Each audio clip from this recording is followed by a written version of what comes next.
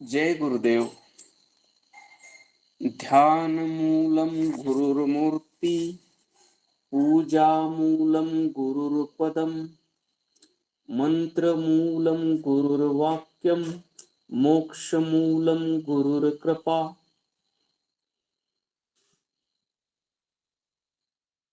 मानवी जीवनात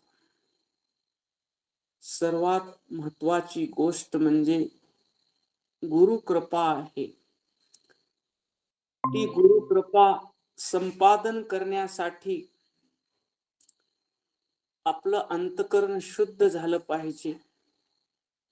अंतकरण शुद्ध झाल्याशिवाय माणूस गुरु दर्शनाला जात नाही आणि त्याला सद्गुरूची भक्ती प्राप्त होत नाही. सद्गुरूची भक्ती प्राप्त झाली, अंतकरण शुद्ध झालं की तिथं सद्गुरुनाथाची कृपा होते आणि जीवनातील अशांती निघून जाऊन पूर्ण समाधानाची प्राप्ती होते. याकरिता आपल्याला मानस पूजेला बसायचं आहे, सुखासनामध्ये बसायचं आहे. दोन्ही हात मांडीवर ठेवायचे आहेत, हाताचे तळवे आकाशाकडे करायचे आहेत आणि पहिलं बोट अंगठ्याला लावायचं आहे, 3 बोट खाली सोडायचे आहेत, मध्यमा अनामिका करंगुळी. चिन्मुद्रा धारण करून मानस पूजा सुरू करायची आहे. आपण सर्व सुचिरभूत झालेलो आहोत. शिवपाठ, स्नान, इष्टलिंग पूजा करून आपला देह पवित्र, मन निर्मळ झालेला आहे. स्वच्छ वस्त्र परिधान केलेले आहेत आणि आपण माऊलीच्या दर्शनासाठी राजूर मठामध्ये वीर मठात आलेलो आहोत. आपण मठामध्ये पाऊल टाकल्याबरोबर आपल्याला दिव्यतेचा अनुभव येत आहे, अगाध शांतीचा अनुभव येत आहे, प्रसन्नतेचा अनुभव येत आहे. गुरु मडिवाळ शिवाचार्य अप्पाच्या वास्तव्यानं पुनीत झालेली, राष्ट्रसंताच्या पदस्पर्शानं पावन झालेली भूमी म्हणजे वीरमठ. तिथला प्रत्येक अणु रेणू कण ना कण पवित्र आहे. अशा पावित्र्याचा आपल्याला अनुभव येत आहे. आपल्या मनातील चिंता, शोक, रोग सर्व दूर होऊन प्रसन्नतेचा, शांतीचा अनुभव येत आहे. आपण मठामध्ये गेलेलो आहोत. मठातील नळाची तुट्टी चालू करून स्वच्छ हात, पाय, मुख धुतलेलं आहे. मठातील विभूती शिवाय नमा म्हणत कपाळावर धारण केलेली आहे. माऊलीच्या खडावाचं दर्शन घेतलेलं आहे. मठातील बेलाचं झाड, त्या झाडाचे शिवाय नमः, शिवाय नमः, शिवाय नमः, शिवाय नमः, शिवाय नमः म्हणत 5-5 पानं आपण सर्वजण 5-5 बिल्व दळ तोडत आहोत. आता आपण दुसऱ्या मजल्यावर परमपूज्य आप्पा जेथे झोपाळ्यावर बसतात तेथे पायऱ्या चढून वरी गेलेलो आहोत. वरी गेल्याबरोबर तिथं रूप सगुण सुंदर सद्गुरुनाथाचं सुंदर रूपाचं दर्शन झालेलं आहे. माऊलीने कपाळावर भस्म धारण केलेला आहे, कुंकुम लावलेला आहे. माऊलीच्या चेहऱ्यावर अद्भुत तेज प्रकट होत आहे. प्रसन्न वदनानं माऊली आमचं स्वागत करत आहेत. माऊलीने पांढरा शुभ्र शर्ट परिधान केलेला आहे, पांढरी धोती परिधान केलेली आहे, गळ्यामध्ये हिरवं सोवळं घातलेलं आहे. माऊलीच्या दंडावर मनगटावर सुगंधित फुलाच्या माळा भक्तांनी बांधलेल्या आहेत. माऊलीचे पवित्र चरण चांदीच्या पाट्यावर आहेत. आम्ही माऊलीला पाहिल्याबरोबर आमच्या सर्व चिंता दूर होऊन तुझ पाहता माऊली पाप ताप दैन्य गेले, अशी आमची अवस्था झालेली आहे. आम्ही अप्पाच्या जवळ गेलेलो आहोत. आमच्या हातानं जी माळ ओवलेली आहे फुलाची आणि बिल्वपत्राची, शिवाय नमा म्हणत एक एक फूल एक एक बिल्वपत्र ओवलेलं आहे. त्याच्यामध्ये आमचं प्रेम आहे. सदा प्रेमयुक्त जपा शिवनाम. प्रेमानं ओवलेलं प्रत्येक फूल, भक्तीनं ओवलेलं प्रत्येक फुलाची माळ अप्पाच्या गळ्यात आम्ही घातलेली आहे आणि अप्पा तीच आशीर्वाद रूपानं आमच्या गळ्यात घालत आहेत. आम्ही आता अप्पाच्या चरणाजवळ बसलेलो आहोत. आमचा डावा हात अप्पाच्या चरणाखाली ठेवलेला आहे. अभिषेकाचं ताट पायाखाली ठेवलेलं आहे आणि उजव्या हाताला पवित्र जलानं भरलेला कुंभ आहे. आम्ही माऊलीच्या चरणाचा अभिषेक शिवाय नमः, शिवाय नमः, शिवाय नमः म्हणून करत आहोत. चरणाचा अभिषेक झालेला आहे. स्वच्छ पांढऱ्या पवित्र उपरण्यानं आम्ही अप्पाचे पाय अलगद हळूवार पुसून घेत आहोत आणि अप्पाच्या चरणाला शिवाय नमः म्हणून दोन्ही चरणाला आम्ही भस्म लावलेलं आहे. अंगठ्याला अप्पाच्या चरणाच्या हल्दी कुंकुम लावलेला आहे आणि आम्ही तोडून आणलेली बिल्वदळ शिवाय नमः, शिवाय नमः, शिवाय नमः, शिवाय नमः म्हणून आम्ही अर्पण केलेली आहेत. आता आम्ही अप्पाची आरती केलेली आहे आणि साष्टांग दंडवत प्रणिपात केलेला आहे. अप्पा, आम्ही तुमच्या चरणी शरण आलेलो आहोत. आमच्यावर कृपा करा. जीवाला शिव करण्याचं शिवयोग शास्त्र तुम्ही लिहिलेलं आहे. ते शास्त्र तुमच्या चरणाजवळ बसून ऐकायची आम्हा लेकरांची इच्छा आहे अप्पा, आणि तुम्ही आमच्यावर कृपा करा. ते शिवयोग शास्त्र आम्हाला सांगा, अशी आम्ही विनंती केल्यानंतर जसं निष्पाप लेकरू आईजवळ हट्ट करत आणि आई त्याचा हट्ट पुरवते, तसं ही गुरु माता वात्सल्यानं आम्हाला शिवयोग शास्त्र सांगत आहे आणि आम्ही निष्पाप लेकर मनाचे कान करून ते शिवयोग शास्त्र श्रवण करत आहोत. ब्रह्मानंदम परम सुखदम केवलम ज्ञानमूर्तिम द्वंद्वातीतम गगन सदृशम तत्वमस्यादिलक्ष्यम एकम नित्यम विमलमचलम सर्वधी साक्षभूतम भावातीतम त्रिगुणरहितम श्री गुरुं तन्नमामि. अज्ञानतिमिरान्धस्य ज्ञानाञ्जनशलाकया चक्षुरुन्मीलितं येन तस्मै श्री गुरुवे नमः. तस्मै श्री गुरुवे नमः. तस्मै श्री गुरुवे नमः. आपण विश्व या प्रकरणावर चर्चा करत आहोत. शिव विश्वरूप झाला. शिव विश्व रूपामध्ये विकसित झाला. जसे एक वडाचं बीज त्याच्यामध्ये संपूर्ण विश्व समावलेला असतो, तसं शिव विश्वरूपामध्ये विकसित झाला. 36 तत्वाच्या रूपात शिव विकसित झाला.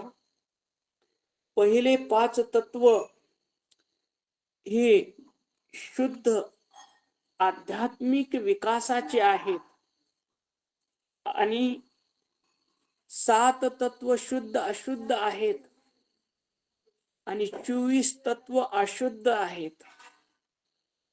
पहिले 5 तत्व ही ज्ञान काया आहे आणि 31 तत्व ही प्रकृती काया आहे. 5 एकर शेती ही सुपीक जमीन आहे आणि 31 एकर जमीन ही पडीक जमीन आहे, बंजर जमीन आहे.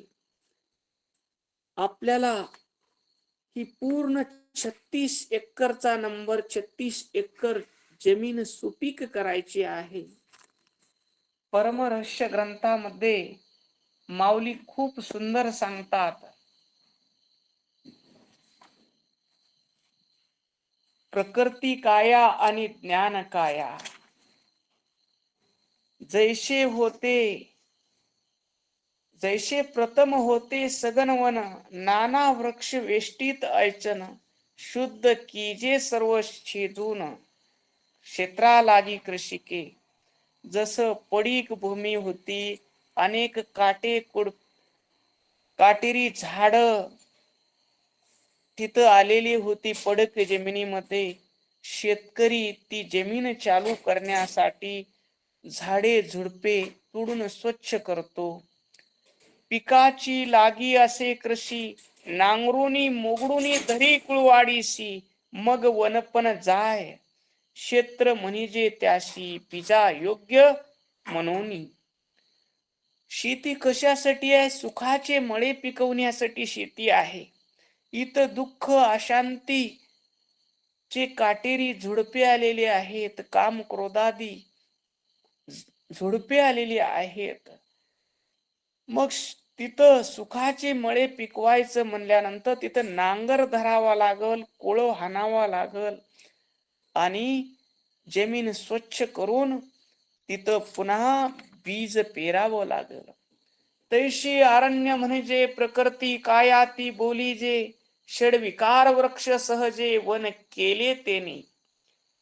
या 31 एकर जमिनीमध्ये 31 तत्वामध्ये मायेनं तिथं षडविकाराचे वृक्ष आलेले आहेत. काम क्रोध लोभ मोह दंभ अहंकार हे षडविकार तेथे आलेले आहेत. मग हे षडविकार कसे काढायचे? माऊली सांगतात, ते अनुताप कुराड धरून. अनुताप आणि पश्चाताप या 2 संकल्पना आहेत. कृती झाल्यानंतर उगच केलो असं वाटणं म्हणजे पश्चाताप, आणि दुसऱ्याला रस्त्यानं चालत असताना त्याला काटा मोडला, अरे आपण सावध चाललं पाहिजे, ही विचार करून वागणं म्हणजे अनुताप. या संसारामध्ये किती लोकाला सुख मिळालं,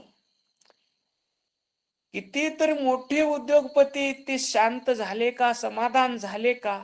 आणखीन एखादा कारखाना उभारला पाहिजे, आणखीन कुठं तर जमीन घेतली पाहिजे, असा त्याचा हव्यास संपत नाही. मग संत म्हणतात अनुताप येते व्हावा पोटी अनुताप. अनुताप म्हणजे हव्यासानं जीवाची होणारी गती. एक दृश्य पाहतो, कोट्यावधीचा मालक आहे, पण त्याला शांती नाही, समाधान नाही. आणखीन पाहिजे, आणखीन पाहिजे म्हणून झोप येण्यासाठी त्याला गोळ्या खावं लागतात. आणि असे संत आहेत, 2 लंगोटी आणि खायला रोटी, इतकंच त्यांचं वैभव आहे, इतकंच त्यांची संपत्ती आहे. तेही ईश्वरावर विश्वास, माझ्या प्रारब्धात असेल तर मिळेल लंगोटी आणि मिळेल रोटी. ज्या भगवंतानं मला देह दिला आहे त्याचं नाम घेणं, शिवाय नमा म्हणत ते मस्त मौज मजेत असतात. म्हणून आम्हा सुख दिसे संताची पाय, संत ते अक्षय समाधान. त्यांना अक्षय सुखाची प्राप्ती असते, कारण त्यांना अनुताप झालेला असतो. अरे एवढं लोक संसार करतात, एवढं पळतात, पण तिथं सुख नाही. सुख कुठं आहे? संताच्या दर्शनात आहे, गुरुच्या चरण दर्शनात आहे. सुख कुठं आहे? सद्गुरूच्या चरणी समर्पणात आहे. याला म्हणायचं अनुताप. विचार करून काम करणं हे अनुताप आहे. विचार केल्यावर उगाचच केलो असं वाटणं हे पश्चाताप आहे. माऊली म्हणतात, अनुताप कुराड धरून, अनुतापाची कुराड, की बाबा हे एवढं मोठमोठे उद्योगपती आहेत, एवढं धन कमिवलं, त्यांना शांत झोप लागते का? लागत नाही. हा विचार केला पाहिजे.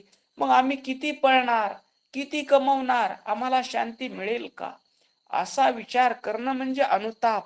या अनुतापाची कुराड धरा आणि षड विकारादी वृक्षाचं तोडून टाका. आणि आशा मनीषेच्या जे पालव्या आहेत, आशा हे मिळाल तर बरं होईल.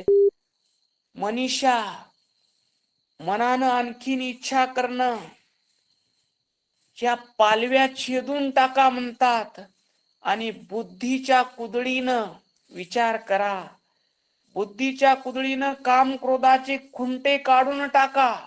बुद्धी कुदळीने म्हणून काम क्रोधादी खुंटे टाकली छेदून, मग ज्ञान नांगर धरून वनाचे क्षेत्र केले. बुद्धीच्या कुदळीनं विचार करा की एवढे पैसे कमवले, त्यांनी काय सोबत घेऊन गेले? अजून पाहिजे पाहिजे म्हणतच ते निघून गेले. त्यांना शांती मिळाली नाही, समाधान मिळालं नाही. मग खरी शांती कुठं आहे ते शोधा. बुद्धी लावा, विचार करा. आणि मनातील इच्छेचे पालव्या छेदल्यानंतरही त्याच्या मुळ्या राहतात. मग ती कुदळीनं काढावं लागतात. बुद्धिरूपी कुदळीनं ती वृक्ष तोडल्यानंतर त्याच्या मुळ्या खंदून काढा म्हणतात इच्छेच्या. आणि मग ज्ञानाचा नांगर धरून तिथं वनाचं क्षेत्र करा. ही 31 एकर पडीक जमीन, तिथले आम्ही अनुताप कुराड धरून षड विकाराचे वृक्ष तोडून काढले. शेतीचं आरंभन करण्यासाठी अशा मनीषेच्या पालव्या काढल्या आणि बुद्धीच्या कुदळीनं करून काम क्रोधाचे खुंटे काढले. ज्ञानाचा नांगर धरला. नांगर धरून जमीन शुद्ध स्वच्छ केली. ज्ञान. आणि या 5 एकर शेती मध्ये पाणी भरपूर लागलेलं आहे. ती पाणी म्हणजे कोणचं आहे? शुद्ध विद्या. शुद्ध विद्या म्हणजे काय? मीही शिव आहे आणि विश्वही शिव आहे. हे गुरुने बीज देऊन पिकविले, वनाशी शेत हे नाव पावले. तैसे प्रकृती शरीर ज्ञान काया झाले, श्री गुरु कृपेकून. आणि आम्ही आप्पाच्या चरणी समर्पित झाल्यानंतर आप्पानं आम्हाला 31 एकर शेत, जिथं अशांती होती, जिथं अज्ञान होतं, जिथं क्षणिक सुख होतं, सुख पाहता जवा पाडे आणि दुःख पर्वता एवढं होतं, अशा 31 एकर शेतीला आम्हाला उपदेश केला. अनुतापाचा उपदेश केला. बुद्धीचा वापर कसा करायचा उपदेश केला. आणि शुद्ध विद्या म्हणजे मीही शिव आहे आणि विश्वही शिव आहे असा बोध दिला. तूच विश्वरूप आहेस असा बोध दिला. आणि त्या बोधानं आमचा पंचमहाभूताचा देह शिव स्वरूप झाला. या देहाकडून होणारे सर्व कार्य शिवरूप झाले. शिवाय नमा म्हणता म्हणता मन शिवरूप झालं, बुद्धी शिवरूप झाली आणि मी शिव झालो. मी सर्व व्यापक आहे, मी नित्य आहे, मी पूर्ण तृप्त आहे, मी ज्ञान स्वरूप आहे, मी सर्व करता सर्व शक्तिमान आहे. मी आणि हे विश्व वेगळे नाही. हा विश्व म्हणजे माझ्या स्वरूपाचा संकल्प आहे. या विश्वाचं नियमन करणारा ईश्वर तत्व मीच आहे. आणि पहिली माझी इच्छा शक्ती आहे. मी शुद्ध शिव आहे. माझ्या ठिकाणी संकल्पही नाही, विकल्पही नाही, इच्छाही नाही. मी शुद्ध चैतन्य स्वरूप शिव आहे. असा बोध झाल्यामुळं आमचं जीवन शिवमय झालेलं आहे. 36 तत्वरूपी प्रपंच शिवरूप झालेला आहे. हे आपण पाहिलं. आता आपण या 36 तत्वातून पुढं जाऊ. इथं या शिवाचा विकास सांगितल्यानंतर पुढं माऊली म्हणतात, याला प्रमाण काय? तर शिवदृष्टी ग्रंथातील प्रमाण देतात. शिवदृष्टी ग्रंथ कोणत्या दर्शनातला आहे कुणाला सांगता येईल?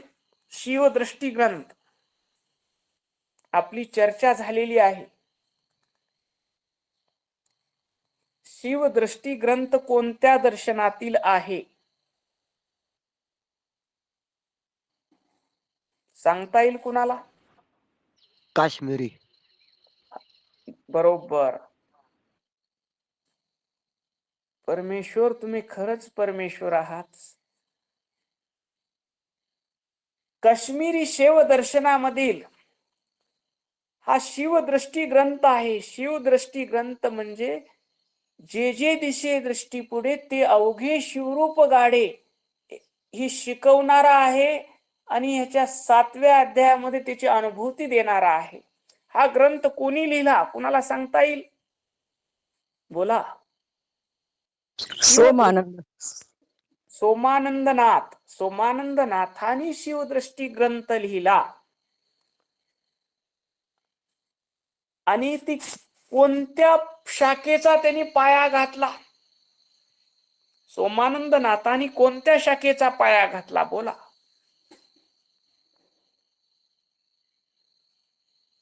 सांगता येईल कुणाला? नावच आठवणे. प्रतिभिज्ञा शाखेचा पाया घातला. प्रतिभिज्ञा म्हणजे काय? स्वतःची ओळख करून घेणे. मी कोण आहे? Who M I? मी कोण आहे? याला म्हणायचं प्रतिभिज्ञा शास्त्र. आणि या प्रतिभिज्ञा शास्त्राचा पाया सोमानंदाने घातला आणि त्या शिवदृष्टी ग्रंथातला पहिला श्लोक म्हणतो, चिदाकाशमये स्वांगे विश्वलेख्ये विदायने सर्वोद्भूतोद भव भुवे नमो विषम चक्षुषे. इथं चिदाकाशमय स्वांगे म्हणजे चैतन्य रूपी आकाश. परमात्मा शिव कसा आहे? त्याच चैतन्य रूपी आकाशामध्ये ओतप्रोत भरलेला आहे. आकाश म्हणजे काय हो? आकाश म्हणजे जिथं पूर्ण सर्वत्र भरलेलं आहे ते आकाश. त्या आकाशाला आपण कोणता आकाश म्हणतो? सर्वत्र भरलेला महाआकाश. महाआकाश. महाआकाशामध्ये ओतप्रोत भरलेलं चैतन्य म्हणजे कोणता आकाश? चिदाकाशमय स्वांगे. तुझ स्वतः चैतन्यमय आकाशानं बनलेला शिव आहे. आकाश हेच ज्याचं शरीर आहे. 3 प्रकारचे आकाश सांगितले होते, आठवण आहेत का कुणाला? हो आहे. घटाकाश, मठाकाश आणि महाआकाश. घटाकाश म्हणजे कोण?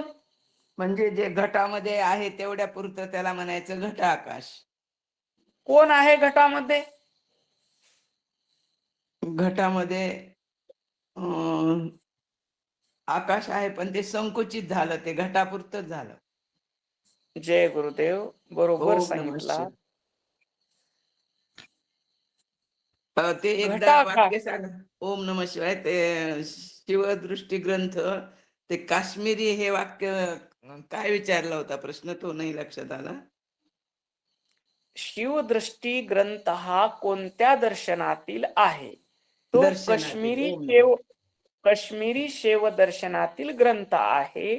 आणि ओम नमः शिवाय. या ग्रंथातील पहिला श्लोक जो मंगलाचरणाचा श्लोक आहे तो म्हणतो, चिदाकाशमय स्वांगे विश्वलेख्य विधायनी सर्वोद भूतोद भव भुवे नमो विषम चक्षुषे. चिदाकाशमय स्वांगे म्हणजे चैतन्य रूपी आकाश हेच ज्याचं शरीर आहे. घटाकाश म्हणजे गाडग्यामधलं आकाश, ते आकाश म्हणतं मी एवढंच आहे. तस या देहामधला राहणारा आत्मा अज्ञानानं मी शरीर आहे म्हणतो, हा घटाकाश. याला गुरुचा बोध दिला की बाबा तू सर्वामधलं आकाश आहे, सर्व अंतर्यामी आत्मा आहे, सर्वाच्या देहामध्ये तूच आहेस. याची विचार करण्याची कक्षा वाढली आणि तो थोडा मोठा आकाश झाला, मटाकाश झाला. आणि तो काय म्हणू लागला, सर्वाच्या देहामधलं चैतन्य मी आहे, मी शिव आहे म्हणू लागला. याचा विकास म्हणजे काय झाला, मठाकाश म्हणजे मोठा हॉल. हॉलमध्ये लाखो लोक बसलेले आहेत आणि लाखो लोकांच्या मधलं चैतन्य मी आहे अशी भावना म्हणजे मठाकाश. इथंही ज्ञान झालं आहे पण मीपणा आहे, म्हणून इथंही पूर्णता नाही मठाकाशामध्ये. आणि मठाच्या गुरुच्या बोधानं गाडगं फुटलं आणि गाडगं फुटल्यानंतर ते आकाश मुक्त झालं. त्या मठातल्या आकाशा एवढं झालं, गुरुच्या चरणापाशी जिथं मठामध्ये बसलो तेवढं झालं आकाश. आणि तरीही मी शिव आहे, सर्वाच्या देहामधला मी शिव आहे असं म्हणता म्हणता अहंकार रूपी भिंत गळते, मठाच्या सर्व भिंती पडतात आणि मठातलं आकाश कुठं मिळतं, महाआकाशामध्ये मिळतं. तिथं केवळ शिव आहे, शिव आहे, शुद्ध चैतन्य राहतं. समजला भाव? समजला का? हो बोला. हो, खूप छान समजला. ओम नमः शिवाय. तर या श्लोकात मध्ये म्हणतात, हे शिवा, चैतन्य रूपी आकाश हेच तुझे शरीर आहे. विश्वलेख्य विदायनी, जो स्वतःच्या चैतन्य रूपी चित्त रूपी आकाशावर हे विश्वाचे चित्र रेखाटतो. विश्वलेख्य विधायने म्हणजे जो स्वतःच्या चित आकाशावर हे विश्वाचे चित्र रेखाटतो. सर्वोद भूतोद भव भुवे म्हणजे सर्व उत्पन्न होणाऱ्या पदार्थाचं स्थान तूच आहेस. विश्वाची भिंत. सामान्य चित्रकार चित्र काढण्यासाठी काय वापरतो? बोला. एखाद्या चित्रकाराला चित्र काढायचंय तर तो काय घेईल? ब्रश घेतो, कशावर कलर घेतो कशावर काढेल चित्र? आणि तो कागदावर म्हणजे कागदावर काढतो. कागदावर काढतो. बरोबर ओम आहे. नमः शिवाय. पण या शिवानं चित्र कशावर काढलेलं आहे? चित्र काढण्यासाठी कागदही तोच झाला, ती विश्वरूपी भिंत ही तोच झाला, रंग ही तोच झाला, ब्रश ही तोच झाला आणि ते काढलेलं सुंदर चित्रही तोच झाला.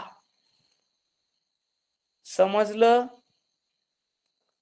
चित्रकार वेगळा, रंग वेगळे, ब्रश वेगळे, कागद वेगळे, पण इथला चित्रकार कसा आहे? त्याच्या चैतन्य रूपी एकरूपच आहे. चैतन्य रूपी आकाशावर चित्र काढण्यासाठी जो कागद लागला, जी भिंत लागली, त्या चित्राचा आधार शिवच आहे. त्या चित्रामध्ये रंग भरणारा रंग शिवच आहे, ब्रश शिवच आहे आणि सुंदर चित्र ही शिवच आहे. चिदाकाश, शिव हा चिदाकाश आहे, याचा अर्थ तो सर्व व्यापी आहे. जसे आकाशात ढग येतात आणि निघून जातात, आकाश मलिन होतं का हो? आकाश मलिन नाही. ढग आले काय, निघून गेले काय. यात देह जावो अथवा राहो, चैतन्याला काही फरक पडतो का? नाही. नाही. तर पुढं म्हणतात विषमचक्षु. विषमचक्षु या श्लोकामध्ये पुढं काय म्हणतात?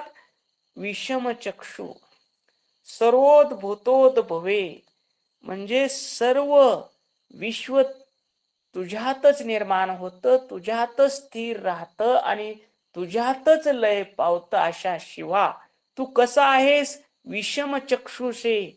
विषम, आपल्याला डोळे किती तो बोला? 2 डोळे डोळे आहेत. किती? 2 डोळे. मग इथं विषम चक्षुषे म्हणजे शिवाला डोळे किती? शिवाला डोळा एकच आहे, पण तोच सर्वत्र त्याच डोळ्याने पाहतो. शिवाला डोळे किती? आपण जे शिवाचं चित्र बघतो त्याला डोळे किती? 2 आहेत त्यात. 3 आहेत 3. 3. जय गुरुदेव. जय गुरुदेव. ओम नमः शिवाय. 3 डोळे आहेत म्हणून त्याला विषम चक्षुषी म्हणले. आपल्याला 2 आणि त्याला 3. आपल्याला सम माहित आणि त्याला विषम माहित. आपले 2 डोळे काय बघतात हो? आपले 2 डोळे काय बघतात? कुणाला सांगता येईल? ओम नमः शिवाय. बाहेरचं दृश्य बघतात. दृश्य बघणारा आणि डोळे, मी आणि जग वेगळं असं द्वैत बघतात आपले 2 डोळे. बरोबर आहे? आपले 2 डोळे द्वैत बघतात आणि या द्वैतातून माया निर्माण होते. हे माझं आणि हे तुझं, आणि त्याच्यातून कार्मिक मल तयार होतात. माझं आणि तुझं आलं की भेद आला का नाही? लेकरावाला खाण्यासाठी एक गृहस्थ उसाचा मोठा भाला घेऊन आला. भाला घेऊन आल्यानंतर 2 लेकर पळत आले. बाबा आले, बाबा आले म्हणून पळत आले. एक भावाचं पोरग आलं आणि एक ह्याच पोरग आलं. मग त्यानं काय केला? लेकर खायला आल्यात म्हणला, गुडघ्यावर ऊस ठेवला आणि मोडला कट्टमन. एका हातात ऊसाचा बुडाकडला भाग आला डाव्या हातात आणि उजव्या हातात शेंड्याकडला भाग आला. रस जास्त कुण्या भागात असतो हो? कुणाला सांगता येईल का?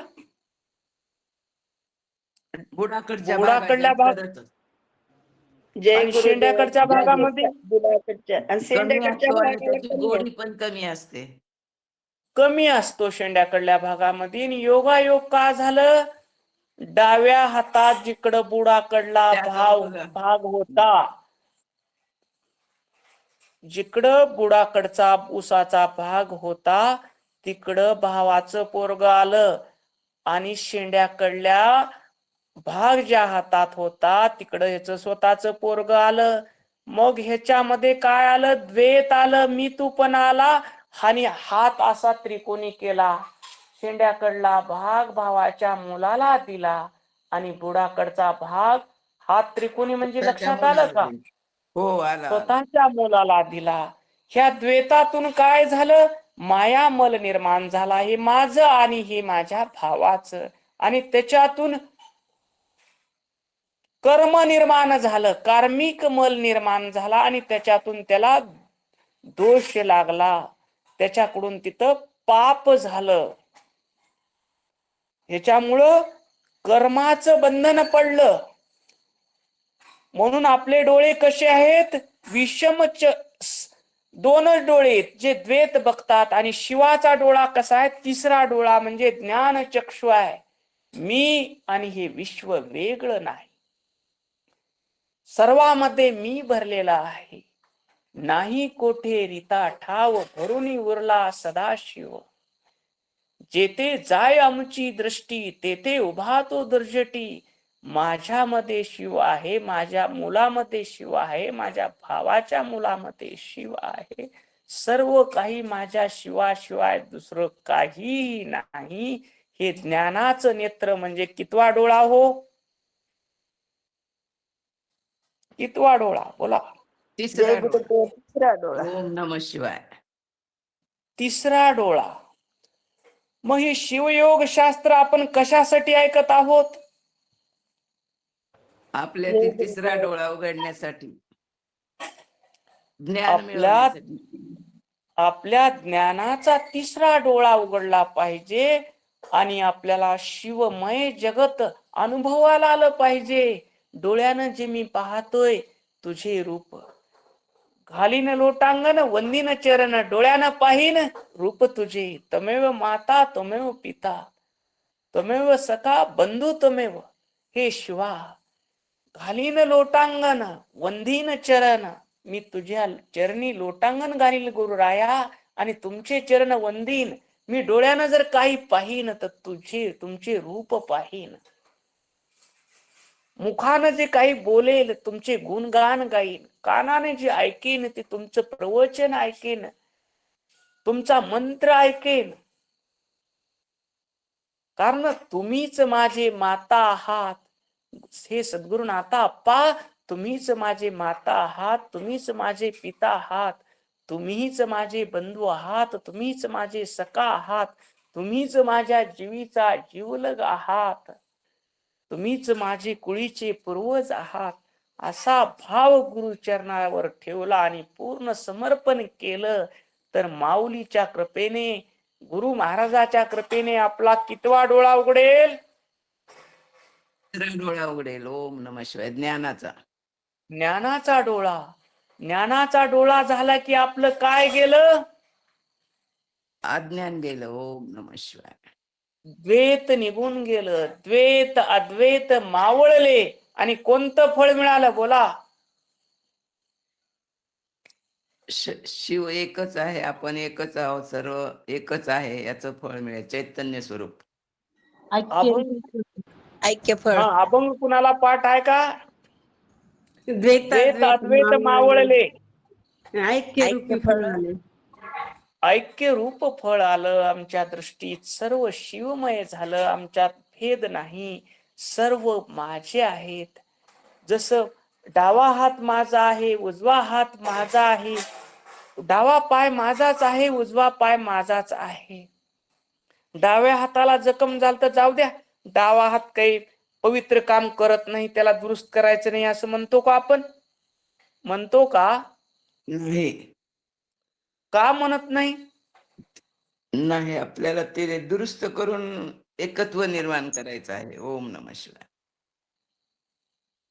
जाऊ द्या, पायाला काय, पाय तेवढं काही हे नाहीत, आपले महत्वाचे नाहीत असं म्हणतो का आपण? म्हणत नाही.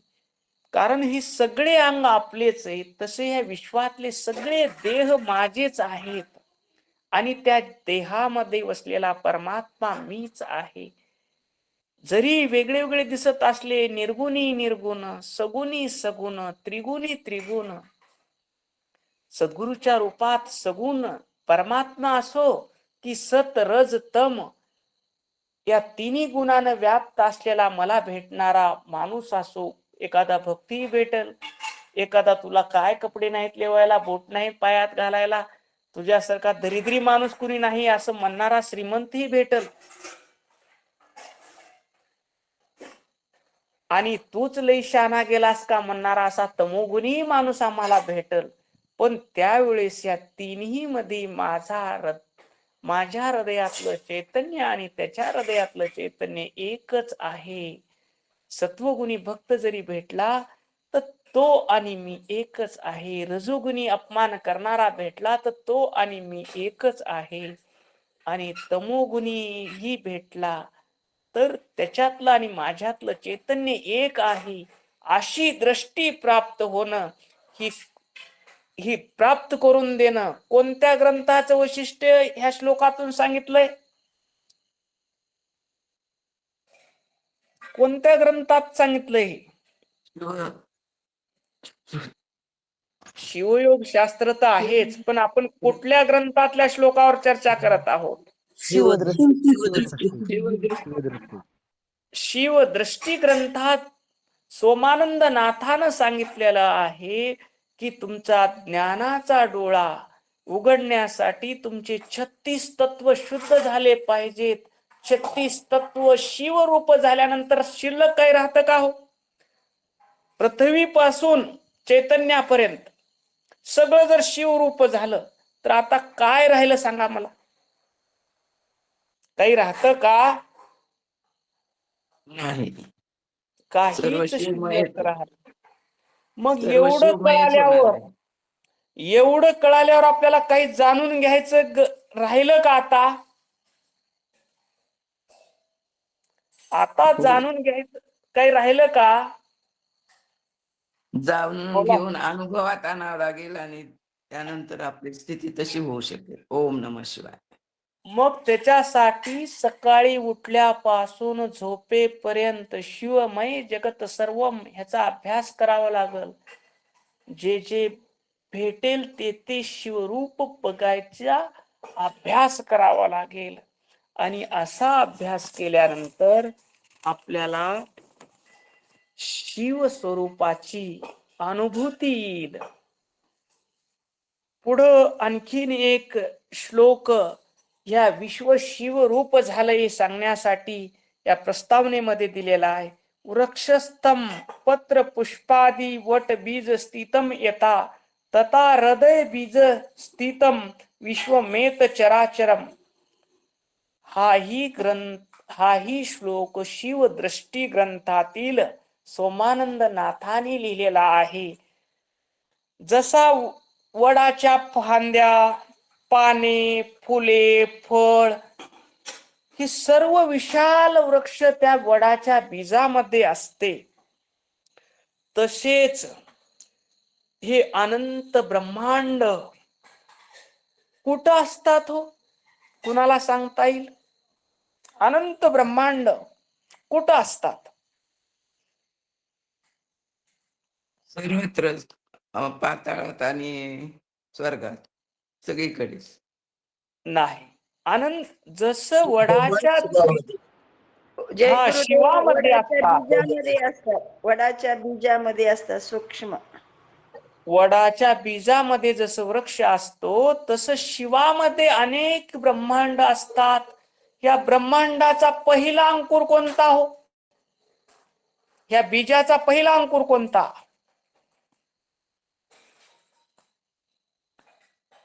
पहिला अंकुर कोणता? शिवदृष्टी. शिवदृष्टी. नाही नाही. इच्छा. पार्वती. इच्छा बरोबर आहे. पहिला अंकुर इच्छा. ह्या बीजाला इच्छा झाली, जो शुद्ध आहे, संकल्प विकल्प रहित आहे, तिथं इच्छा नाही, शांती आहे, आनंद आहे. अशा शिव तत्वाला इच्छा झाली की मी एकट आहे, मला विश्वरूप व्हायचं आहे. हे पहिलं अंकुर म्हणजे इच्छा आहे. समजलं? हे पूर्ण ग्रंथ होईपर्यंत 36 तत्वावरच आहे शिवयोग शास्त्र आणि शिवदृष्टी. हे 36 तत्वाचाच गाभा आहे. ह्याला घेऊनच चालायचे आहे सगळं आपल्याला. त्याच्यासाठी हे 36 तत्व आपल्या रोमामध्ये भिनले पाहिजेत. हा 36 तत्वाचा विचार. तस शिवाच्या हृदयस्थानी हे विश्व सूक्ष्म रूपानं विराजमान होत. त्याच्या इच्छेतून पहिला अंकुर फुटला आणि पुढं सदाशिव रूपानं संकल्प झाला, या विश्वरूपी वृक्षामध्ये माझं स्वरूप प्रकट झालं पाहिजे आणि त्याचं मी नियमन केलं पाहिजे. ईश्वर तत्व आलं आणि पुढचं 5वं तत्व, हे विश्व आणि मी वेगळं नाही याचं ज्ञान मला कायम राहिलं पाहिजे. याची कोणती विद्या आहे होई? बोला, कोणती विद्या आहे? शुद्ध विद्या. शुद्ध विद्या. शुद्ध विद्या म्हणजे कुणाचा बोध आहे? बोला. गुरुचा. गुरुचा बोध. गुरुचा बोध म्हणजे शुद्ध विद्या. तत्वमशी. ज्या देवाला तू शोधत आहेस तो देव तूच आहेस. तू सर्व व्यापक आहेस. तू चराचरात भरलेलं ओतप्रोत चैतन्य आहेस. तुझ्याशिवाय दुसरं काहीही नाही. विश्व प्रपंच रूपानं नटलेला परमात्मा तूच आहेस. याला काय म्हणायचं हो या बोधाला? या बोधाला काय म्हणायचं? कोणती विद्या आहे? बोला. शुद्ध कोणती तत्व, विद्या आहे? शुद्ध शुद्ध विद्या. शुद्ध विद्या. हे पाचवं तत्व आहे. हे गुरुचा बोध आहे. आणि हा बोध आपल्याला जीवनात कधीही विसरायचा नाही. शुद्ध विद्या म्हणजे मी आणि हे विश्व वेगळे नाहीत, हे विश्व माझंच स्वरूप आहे, ही शुद्ध विद्या. तर सृष्टी ही शून्यातून निर्माण झालेली नाही, ती शिवाच्या इच्छेतून निर्माण झालेली आहे. त्याचं विकसित रूप, 3 रूपामध्ये शिव विकसित झाला, 3 त्रिविध सृष्टीमध्ये विकसित झाला. ते कोणकोणत्या सृष्टी सांगता येतील? त्रिविध सृष्टीमध्ये शिव विकसित झाला, ते कोणकोणत्या सृष्टी आहेत?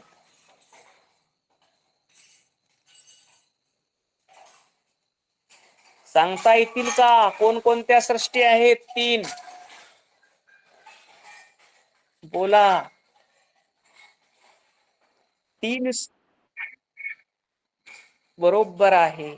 आध्यात्मिक सृष्टीमध्ये विकसित झाला, आदी दैविक सृष्टीमध्ये विकसित झाला आणि आदी भौतिक सृष्टीमध्ये विकसित झाला.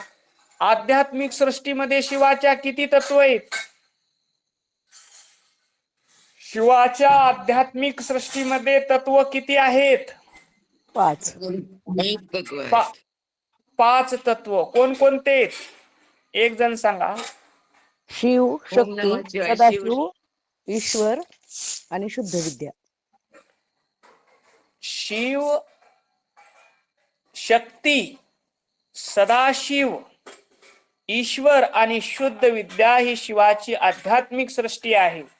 इथं शांती आहे, आनंद आहे, प्रेम आहे, भक्ती आहे. इथं आनंदाचं साम्राज्य आहे शिवाच्या आध्यात्मिक सृष्टीमध्ये. आणि शिवाची आदिदैविक शक्ती म्हणजे जीवाचं स्वातंत्र्य. इथं जीव गमावतो आणि देव जे करील ते होईल, माझ्या हातात काय बाबा, मी सामान्य माणूस आहे असं म्हणतो. ती आदिदैविक सृष्टीमध्ये किती तत्व आहे? बोला. 7. हा, ओम नमः शिवाय. कोणकोणते 7? माया, ते 5 कंचुक. नाही आणि सांगता आलं पाहिजे पूर्ण. त्यामध्ये ओम नमः शिवाय. कोणाला सांगता येत असलं सांगा दुसरं. माया, कला, राग, विद्या आणि राग काल आणि पुन्हा नियती. नियत. नियती. हे झाले 6 झाले. आणखीन एक. पुरुष तत्व. त्याच्यामध्ये पुरुष तत्व. माया हा. आणि या 5 कंचुकापासून पुरुष तत्व. पुरुष तत्व कुणाला म्हणायचं? मी आणि शिव एकच आहोत, ह्याला 5 पुरुष तत्व. आणि 5 कंचुक आणि मायेच्या मर्यादितेला पुन्हा त्यातून पुरुष तत्व निर्माण होते. बरोबर आहे ताई. माया ओम नमः आणि शिवाय. 5 कंचुकामधून जीवाला आपल्या स्वरूपाचा मी शिव आहे, सर्वज्ञ आहे, सर्व करता आहे, पूर्ण तृप्त आहे, मी नित्य आहे, सर्व व्यापक आहे, आपल्या अनंत स्वरूपाचा विसर पडतो आणि स्वतःला लहान समजतो. इथं आला अनवमल, मी लहान आहे. इथं जीव भाव पूर्णता आला. इथं स्वतःला जीवात्मा समजू लागला. 100% आपल्या नावाचा गावाचा इथं विसर पडला. ही कोणती सृष्टी आहे? बोला. ही आदिदैविक सृष्टी. आदिदैविक सृष्टी. आदिदैविक सृष्टीमध्ये आपलं स्वातंत्र्य गमावलं आणि आपण कशात गेलो?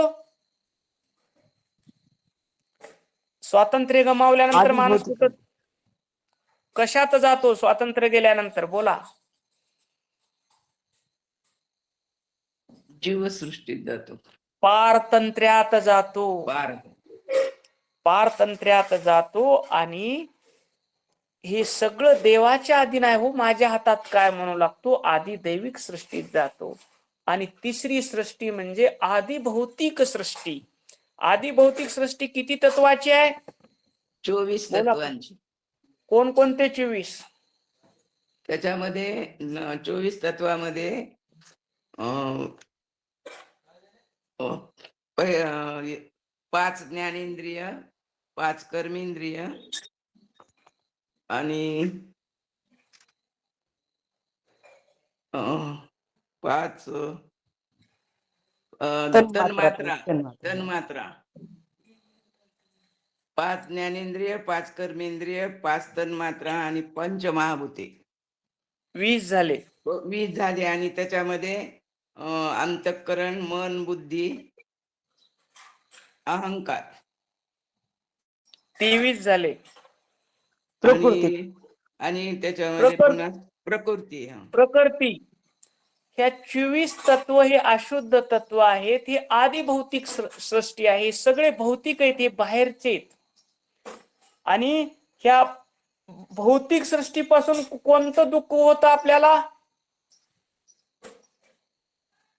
भौतिक दुःखापासून सर्व म्हणजे आधी भौतिक दुःख होतं. आधी भौतिक दुःख होतं. बाहेरल्या गोष्टीमुळे होणाऱ्या दुःखाला आधी भौतिक दुःख म्हणायचं. आणि देवाकडून होणाऱ्या महापूर, प्रलय, भूकंप झाल्यावर आपण काय म्हणतो, हे देवाचा कोप आहे.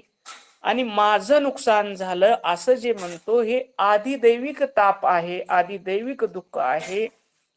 आणि शरीराला होणारे आजार हे बाह्य आध्यात्मिक दुःख आहेत. आणि मनाला होणारं दुःख हे अंतर आध्यात्मिक दुःख आहे. ही झाली शिवाची त्रिविध सृष्टी. आता राहिलेला भाग आपण उद्या घेऊ. ओम शांती शांती शांती. संत शिरोमणी शिवयोगी स्वामी महाराज की जय.